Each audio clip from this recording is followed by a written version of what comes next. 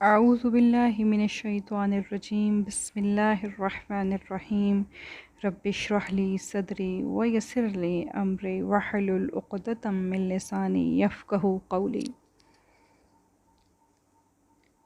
مشرکین کی حیرت اور بڑھ گئی کیونکہ ان کی ساری تدبیریں بیکار ثابت ہوئیں، اور وہ سمجھ گئے کہ بنو ہاشم اور بنو عبد المطلب خواہ کچھ بھی ہو، نبی صلی اللہ علیہ وآلہ وسلم کی حفاظت کا مصمم عزم کیے ہوئے ہیں، لہٰذا وہ اس صورتحال پر غور اور اس کے متعلق فیصلہ کرنے کے لیے خیف بنی کنانہ میں جمع ہوئے اور سر جوڑ کر مشورہ کیا۔ بالآخر ایک ظالمانہ حل سمجھ میں آ گیا اور اسی پر آپس میں عہد و پیمان کر لیا۔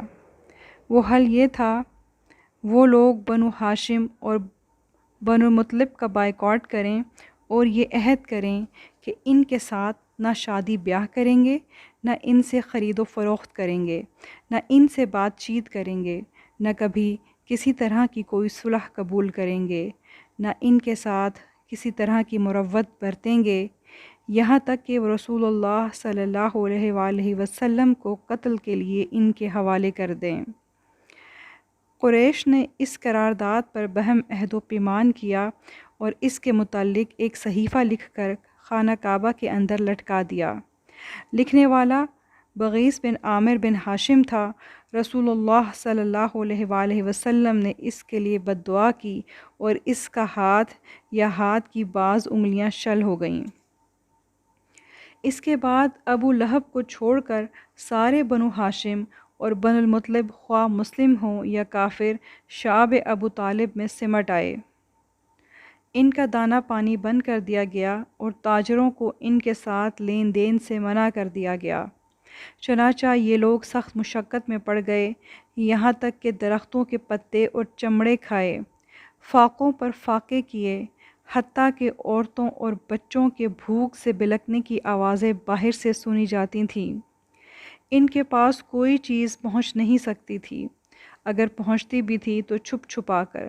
چنانچہ حکیم بن حزام اپنی پھوپھی حضرت ختیجہ رضی اللہ تعالیٰ عنہ کے لیے کبھی کبھی گیہوں بھجوا دیتا تھا۔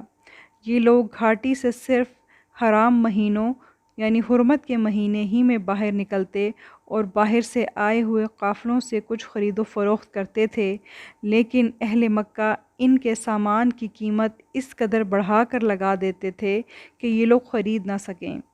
ادھر رسول اللہ صلی اللہ علیہ وآلہ وسلم ان ساری سختیوں کے باوجود اللہ کی طرف مسلسل دعوت دے رہے تھے، بالخصوص ایام حج میں، جب کہ عرب قبائل ہر چہار جانب سے مکہ آتے تھے۔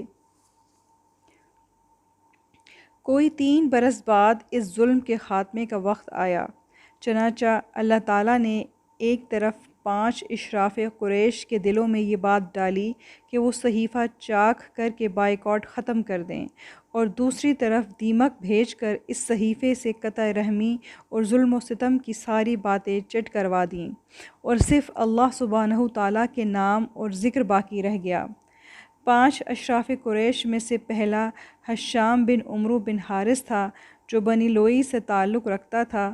یہ شخص زہیر بن ابو امیہ مخزومی کے پاس گیا، جو نبی کریم صلی اللہ علیہ وآلہ وسلم کی پھوپھی عاتکہ کا بیٹا تھا، پھر مطعم بن عدی کے پاس گیا، پھر عبد البختری بن ہشام کے پاس گیا، پھر زعمہ بن اسود کے پاس گیا، اور ان میں سے ہر ایک کو رشتہ قرابت یاد دلائی، ظلم ہوتا دیکھنے پر ملامت کی اور صحیفہ چاک کرنے پر ابھارا، لہٰذا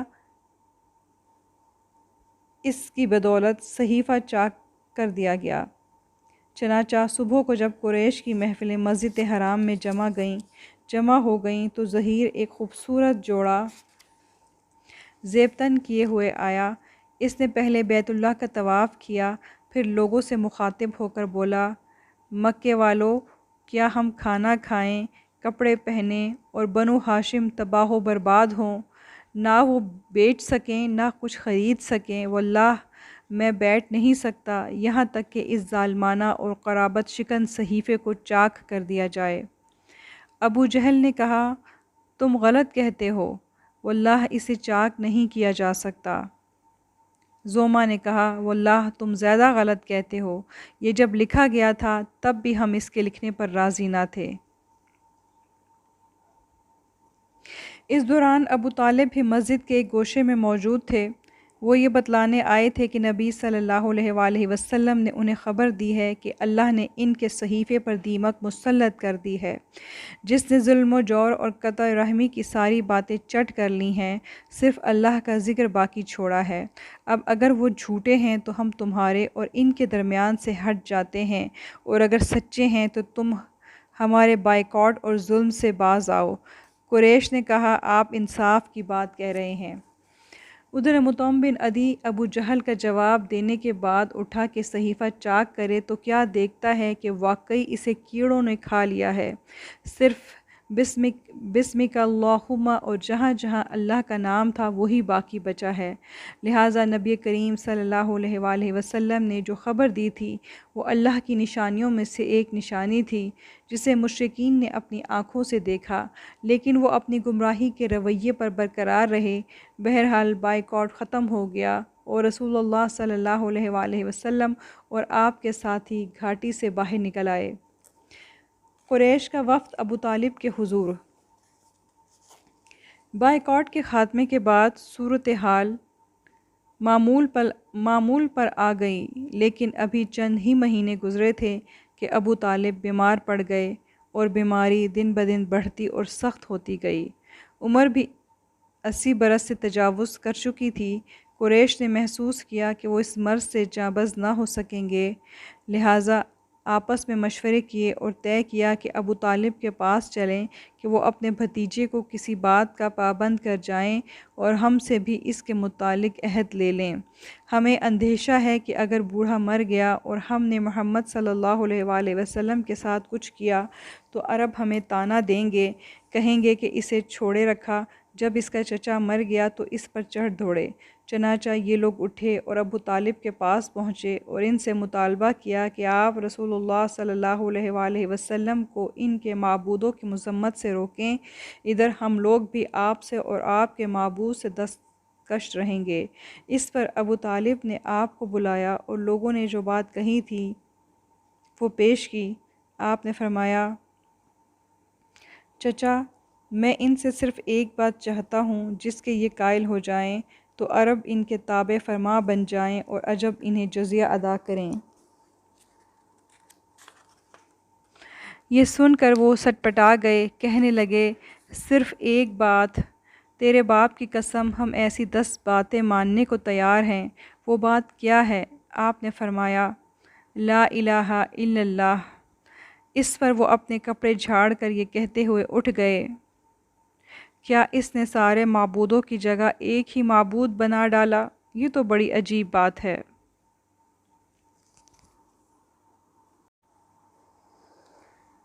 ابو طالب کا مرض بڑھتا گیا، یہاں تک کہ وقت رحلت آ گیا۔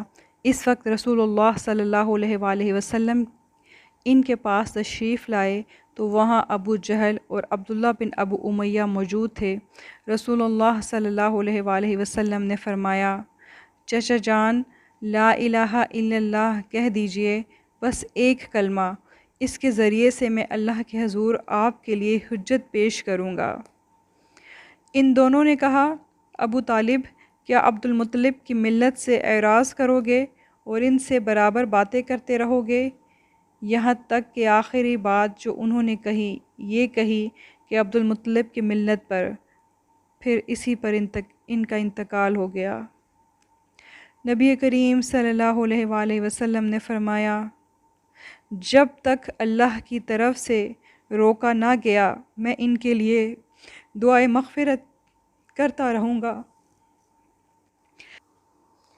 اس پر یہ آیت نازل ہوئی ما كان للنبي والذين آمنوا أن يستغفروا للمشركين ولو كانوا أولي قربى من بعد ما تبين لهم أنهم أصحاب الجحيم۔ نبی اور اہل ایمان کے لیے درست نہیں کہ وہ مشرکین کے لیے دعائے مغفرت کریں، اگرچہ وہ قرابت دار ہی کیوں نہ ہوں، جب کہ ان پر واضح ہو چکا ہے کہ وہ جہنمی ہیں۔ اور پھر یہ آیت بھی نازل ہوئی، اِنَّکَ لَا تَہْدِی مَنْ أَحْبَبْتَ، ایسا نہیں کہ آپ جسے پسند کریں اسے ہدایت دے دیں۔ ان کی وفات رجب یا رمضان سن 10 نبوت میں شعب ابی طالب سے نکلنے کے 6 یا 8 ماہ بعد ہوئی۔ جزاکم اللہ خیر۔ السلام علیکم ورحمۃ اللہ وبرکاتہ۔